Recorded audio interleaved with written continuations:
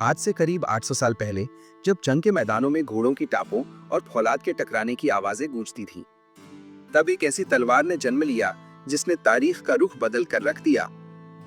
इसे दुनिया दमिश्क की तलवार कहती है, एक ऐसा हथियार जिसकी धार के सामने पत्थर भी मोम बन जाते थे। ये कहानी शुरू होती है सुल्तान सलाहुद्दीन अयूबी और इंग्लैंड के राजा रिचर्ड द लायन हार्ट के उस मशहूर मुकाबले से जिसने पूरी दुनिया को हैरान कर दिया।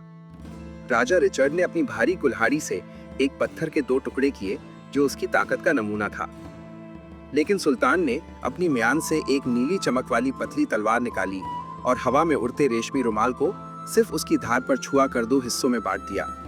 ये कोई जादुई करिश्मा नहीं था, बल्कि उस दौर की सबसे एडवांस इंजीनियरिंग थी जिसे वुड स्टील कहा जाता था।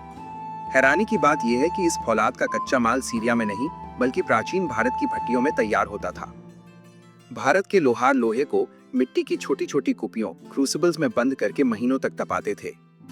भट्टी का तापमान जब 1200 से 1500 डिग्री के पार जाता, तब लोहे के अंदर वो कार्बन नैनो ट्यूब्स पैदा होती थी जो आज के मॉडर्न स्पेस रॉकेट और टैंक्स में इस्तेमाल होती हैं। दमिश्क के कारीगर इस फौलाद को तब तक पीटते थे जब तक लोहा अपनी रूह न बदल दे और उसमें एक अजीब सी लचक पैदा न हो जाए। अगर आप भी दुनिया के इन गुप्त और ताकतवर हथियारों की वीआईपी जानकारी में दिलचस्पी रखते हैं तो हमारे चैनल वीआईपी नॉवेल वर्ल्ड को अभी सब्सक्राइब करें ताकि आप आने वाले खुखार एपिसोड्स मिस न करें। इस तलवार की सबसे बड़ी पहचान इसके ब्लेड पर तैरती पानी की लहरें थीं, जिन्हें मौर्य पैटर्न कहा जाता है। पुराने किस्सों में कहा जाता है कि इन तलवारों को बुझाने यानी सख्त करने के लिए सिर्फ पानी का नहीं बल्कि खास तरह के तेल और ऊंट के मूत्र का भी इस्तेमाल होता था। तकनीकी तौर पर यह लोहा इतना सख्त था कि दुश्मन के लोहे के हेलमेट को गाजर की तरह काट देता था। यूरोप के शूरवीर अपनी भारी भरकम तलवारों से वार करते थे, जो अक्सर दमिश्क की तलवार से टकराकर तिनके की तरह टूट जाया करती थी। दमिश्क के फौलाद में एक अजीब लचक थी। अगर आप इसके सिरे को मोड़कर हैंडल तक ले आए तो छोड़ने पर यह फिर से बिजली की फुर्ती से सीधी हो जाती थी।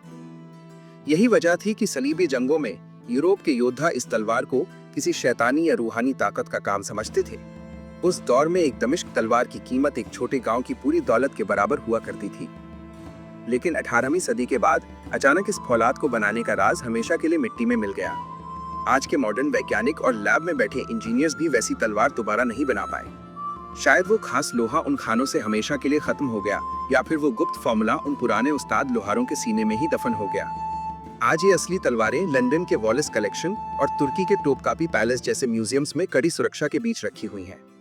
ये तलवारें आज भी खामोश गवाह हैं उस दौर की, जब दमिश्क का फौलाद जंग के मैदान में मौत का दूसरा नाम हुआ करता था। जिसके हाथ में ये तलवार होती थी, समझो जीत उसकी मुट्ठी में और दुश्मन की मौत उसके सामने होती थी। अगली बार जब आप किसी तलवार को देखें तो याद रखना कि एक दौर ऐसा भी था जब लोहा भी बोलता था और उसकी एक आवाज पर सल्तनतें गिर जाया करती थी।